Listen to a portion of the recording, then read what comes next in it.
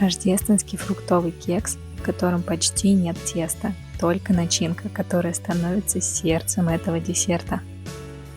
Нам понадобится 600 грамм сухофруктов, 225 грамм муки, 225 грамм сливочного масла, 200 грамм орехов, 100 грамм сахара, 1 столовая ложка меда, 4 яйца, смесь специй и щепотка соли.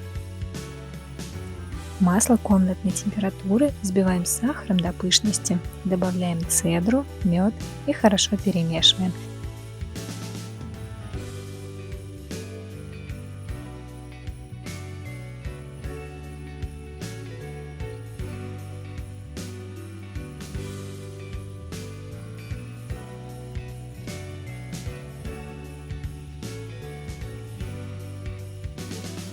Добавляем яйца по одному, чередуя с мукой и не прекращая взбивать.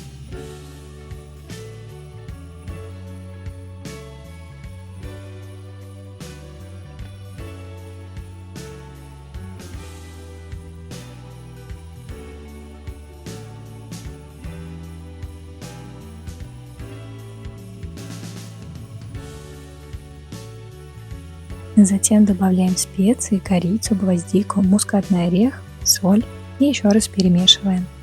Тесто должно быть густым, чтобы обволакивать сухофрукты и орехи. Сухофрукты заранее моем и заливаем крепким алкоголем. Возьмите все, что вы любите: изюм, курагу, финики, цукаты, чернослив. Чем больше разнообразия, тем интереснее вкус. Залейте хорошим алкоголем, ромом, коньяком или даже апельсиновым соком. Оставьте настаиваться хотя бы на несколько часов, а лучше на ночь или на несколько дней в холодильнике. Сливаем алкоголь из сухофруктов и режем их на кусочки. Добавляем их в тесто, добавляем орехи и тщательно перемешиваем, чтобы все равномерно распределилось. На этом этапе вы поймете, что тесто действительно совсем чуть-чуть, только для того, чтобы скрепить нашу богатую начинку. Выкладываем все в форму, смазанную щедро маслом. Я выложила половину теста, скатала из марципана колбаски и выложила их по центру. Затем выложила вторую часть теста и отправила в духовку. Печь будем долго на низкой температуре. При 150 градусах 1,5 часа и при 130 еще около 2 часов. После того, как вы достали его из духовки, дайте ему остыть, а затем вынимайте из формы. В остывшем кексе делаем небольшие дырочки и затем поливаем щедро алкоголем, можно тем, который остался у вас от сухофруктов, и упаковываем его в бумагу, чтобы оставить отдыхать.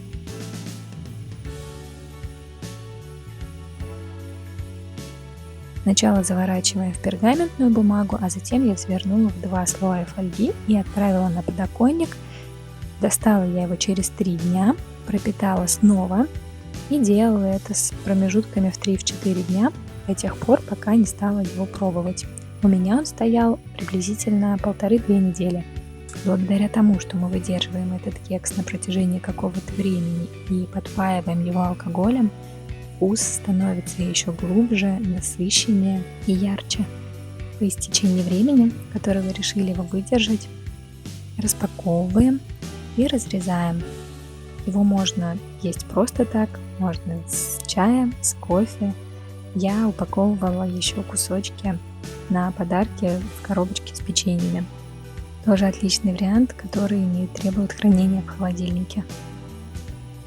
Кекс – настоящее олицетворение Рождества, Нового года. Он теплый, уютный, наполненный богатыми вкусами, разнообразными. Готовьте, наслаждайтесь и делитесь праздничным настроением со своими близкими.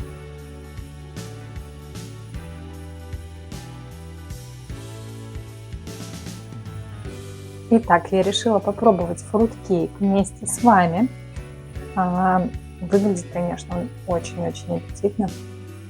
Давайте попробуем, что же получилось. Очень вкусно. Сразу скажу, что чувствуется такая легкая нотка алкоголя, который мы пропитывали. Пропитывать можно, кстати, апельсиновым соком. Просто за счет этого срок хранения сократится и лучше хранить в холодильнике. Если вы пропитываете алкоголем, храните на подоконнике, и он храниться будет дольше, то есть месяц спокойно. Чувствуется сразу, что здесь мало теста, много сухофруктов, то есть они сразу попадаются орехи, орехи такие достаточно мягкие, то есть они не такие хрустящие, как в каких-то там печеньях. Иногда здесь все очень такое насыщенное, пропитанное, такой за счет алкоголя очень глубокий вкус. В серединке вот марципан, он тоже, он пропитался алкоголем очень хорошо. Так что такой веселый кекс. В общем, я прям очень вам советую готовить. Даже если до праздников остается чуть-чуть, недели вполне достаточно будет, чтобы он постоял. У меня он стоял где-то около 2 недель, и я его пропитывала с периодичностью 3-4 дня. Буквально пару раз я его пропитала, и вот уже разрезала. Так что пробуйте. Хороших вам праздников. Пейте, пишите потом о своих впечатлениях. Всего хорошего.